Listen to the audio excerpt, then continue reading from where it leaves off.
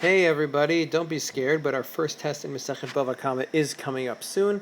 This video will review the material, or most of the material that we need to know for the test.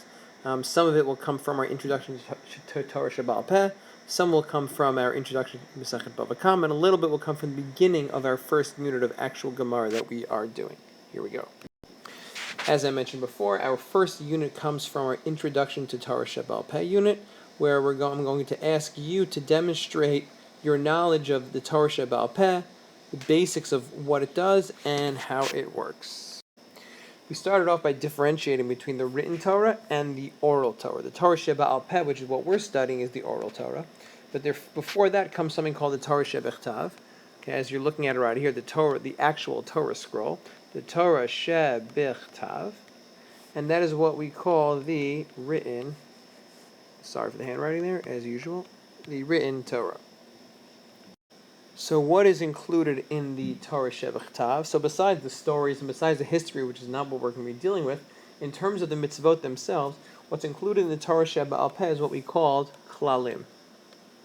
Okay, singular would be klal, and the translation that we used for klal was principle or general rule. We will use the word principle, which means the general basic rules of how Judaism is meant to be practiced.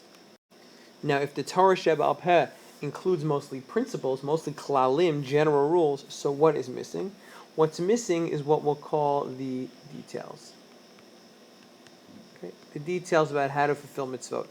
That is what's missing. And if you want to know how to fulfill all these rules in the Torah down to their details, that's what you need the Torah Shebaal Peh for. Another distinction we made in class between general rules and details, principles and specifics, is the difference between klal and psak. Again, klal meaning principle, which basically means the general rules. Psak we translate it as application. How do I apply these rules in real life?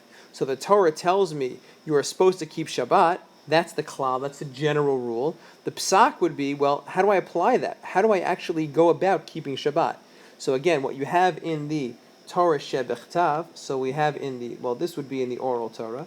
The oral Torah, the Torah Shebaal Peh, will give us the actual specific details how to carry it out, as opposed to in the written Torah, okay, the Torah Shebechtav, only, for the most part, only gives us the principles, the general rules, which we then, if we want to know how to carry them out properly, have to consult the Torah Shebaal Peh.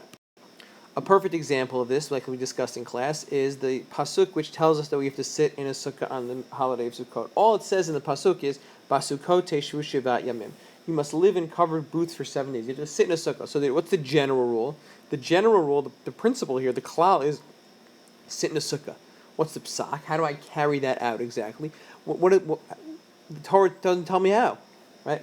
If I'm looking at this, well, I can ask myself, well, what is a sukkah? What does a covered booth mean exactly? Are there any details to it? Or could it be any covered booth that I want? Also, what does it mean to live?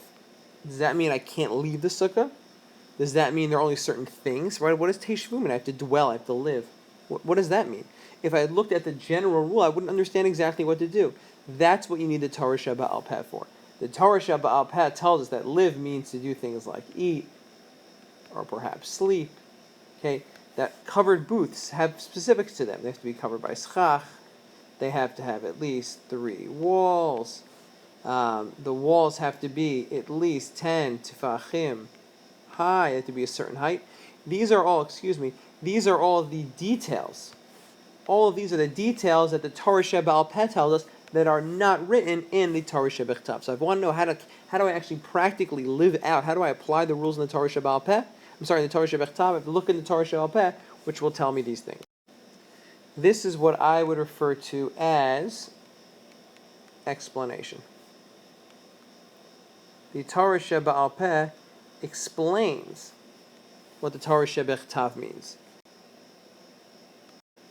Additionally, a second role of the Torah Shebechtav is to interpret. But it's not explanation. We'll call this interpretation. How do I understand some of these mitzvot, even if I don't know exactly what to do? A good example would be, we did not discuss this one in class, the pasuk Lo Yilbash Gever Simlat Isha. A man is not allowed to wear women's clothing. One issue that's discussed by the commentators in terms of this mitzvah is what happens if a person wants to dress up as a woman, like as a costume, like on Purim or something like that. Then would it be permitted at a wedding to be misamech hatam nekala, to make the wedding, to make the chassan and kala happy? Is that permitted? So some people would say yes, some people would say no. This is an example not of explanation, but of interpretation. And this is where you end up with machloket, where you have debates. One person might say, oh, this means no matter what, in all situations, a man can never wear something that a woman wears. Or some might say, yeah, that's only if you're trying to really look like a woman, but if everyone knows that it's a costume, then it could be permitted. This is an example, again, of interpretation. And again, this is where you get situations where there are multiple opinions. So where do I look if I want to find these laws, these explanations? Where is it going to tell me that a sukkah has to have walls that are 10 tefachim high? There has to be 3 of them. So for that, I look in the Mishnah. The Mishnah is very simply a collection of laws from the Torah Sheba'al Peh. It's just a list, it's a collection of all the details that are not included in the actual Torah, as many as were known at the time when the Mishnah was written down. The rabbis, if you remember, we discussed it in class, the rabbis at the time of the Mishnah were known as Tanaim. Singular would be a Tana. And these rabbis basically just memorized and passed along these laws, how big a sukkah has to be, tefillin have to be black, what's not allowed on Shabbat, what is allowed on Shabbat, the 39 categories that are not allowed on Shabbat. Sometimes there would be debates, as we pointed out, there is interpretation. But at the end of the day, the Mishnah has a collection of laws from the Torah Sheba'al Peh, and this is the collection of laws that were most widely accepted by people. You won't find a lot of discussion in the Mishnah, very, very little. Where will you find some discussion? In the Gemara. Because even though you have in the Mishnah a lot of laws, the laws, don't have every single possible situation. Sometimes there might be a debate about it in terms of what the halacha is supposed to be.